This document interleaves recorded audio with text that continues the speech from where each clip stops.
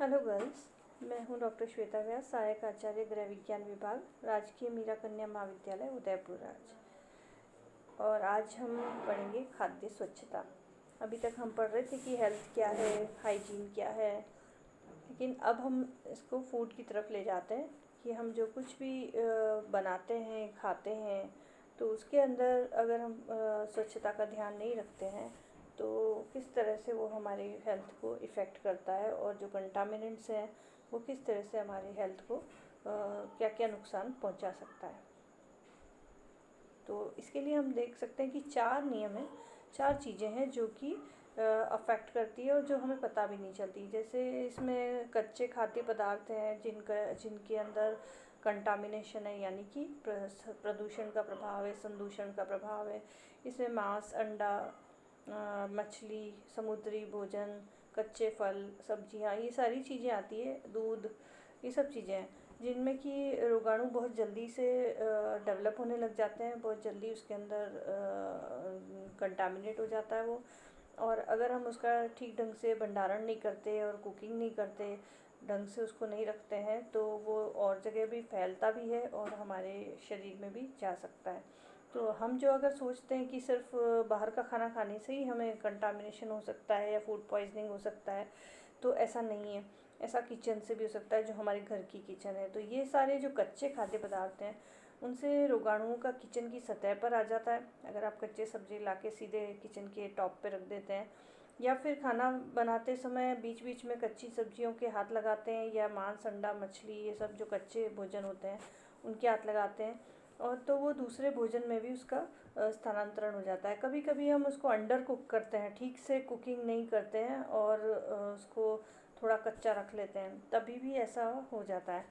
ख़ास तौर से जो नॉनवेज चीज़ें हैं उन सब के अंदर पूरी तरह से कुकिंग होना ज़रूरी है, नहीं तो वो माइक्रोब्स नष्ट नहीं होते हैं और वो हमारे शरीर में जाकर नुकसान कर सकते हैं।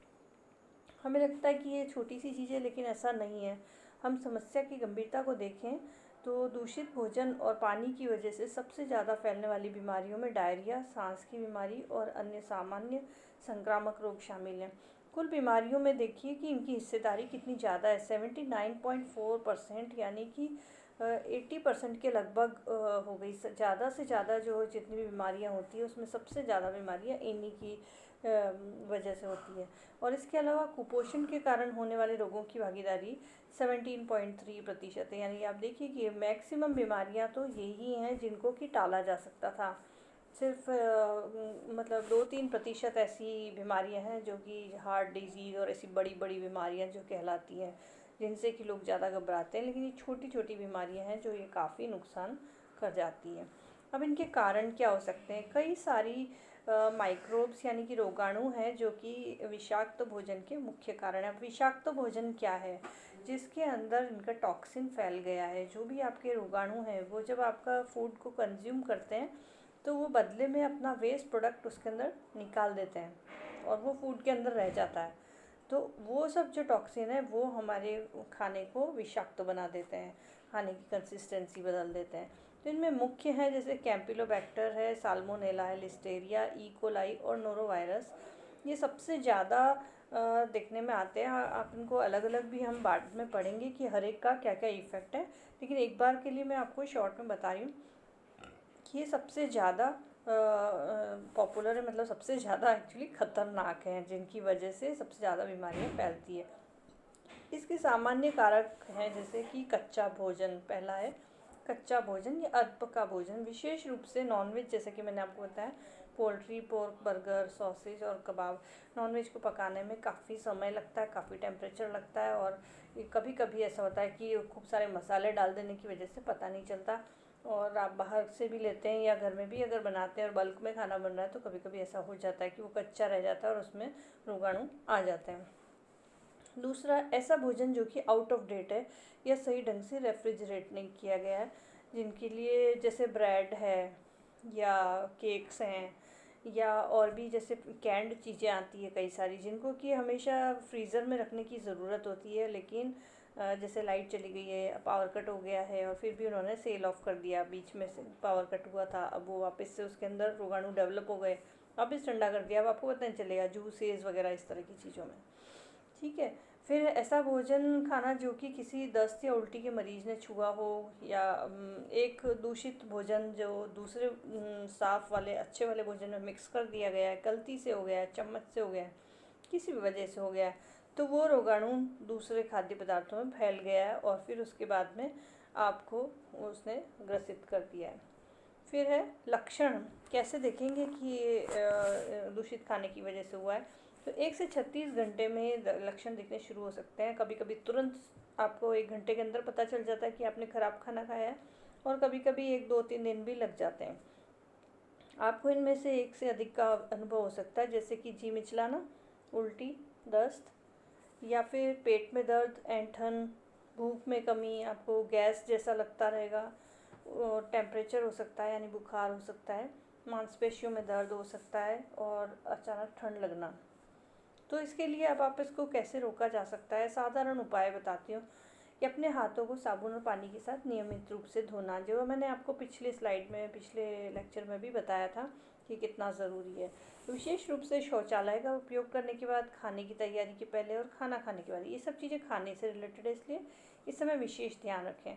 भोजन तैयार करने की सतहों को स्वच्छ और कीटाणु रहित रखें। भोजन बनाने के बाद किसी भी रसोई सतह जिनका आपने उपयोग किया है, उनको पोंछने के लिए साबुन के घोल का उपयोग करें। मतलब ऐसा ही पानी से पोंछ देने से वो पूरी तरह से साफ़ नहीं होता, इसलिए हर बार जैसे रात को सोने से पहले जब सारा खाना बन जाए उसके बाद साबुन से उसको साफ़ करें। लंच हो गया उसके बाद भी साबुन से साफ़ करें। जब भी आप भोजन बनाते हैं तो उसके बाद में उसको साबुन से साफ़ करें, जो सरफेस है। गंदे बर्तन, कटलरी और क्रॉकरी, ये सब भी डिटर्जेंट और गर्म पानी मतलब साबुन से साफ़ करें। भोजन को अच्छी तरह से पकाएं। सुनिश्चित करें कि जितनी बार आपने खाना खाना है उस समय भोजन एकदम गर्म है। बार बार गर्म नहीं किया जाना चाहिए, जैसे ही बने और उसी समय बेस्ट तो ये रहता है कि जैसे ही बने आप तुरंत ही उसका कंजम्पशन कर लें। मांसाहारी भोजन को खासतौर से पूरी तरह से पकाया जाना चाहिए।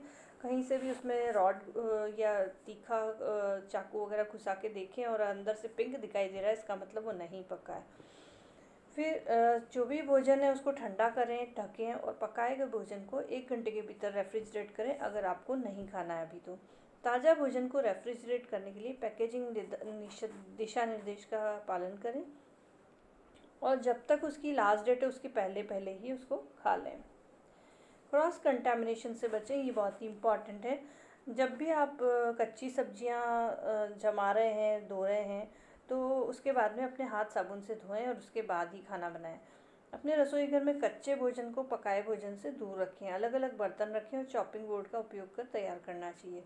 फ्रिज में कभी भी कच्चे भोजन को पकाए हुए भोजन के ऊपर नहीं रखें, क्योंकि कुछ भी टपक सकता है ऊपर से और फिर वो उसके अंदर से ग्रिल्स में से नीचे से जा कर के और पके हुए भोजन के ऊपर जा सकता है। और ढक्कन लगा के रखें।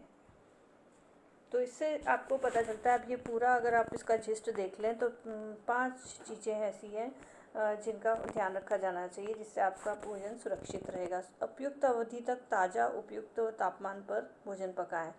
ठीक है, मतलब एक फ़िक्स टेम्परेचर होता है, फ़िक्स टाइम तक उसको पकाएं जिससे कि वो पूरी तरह से पक जाए।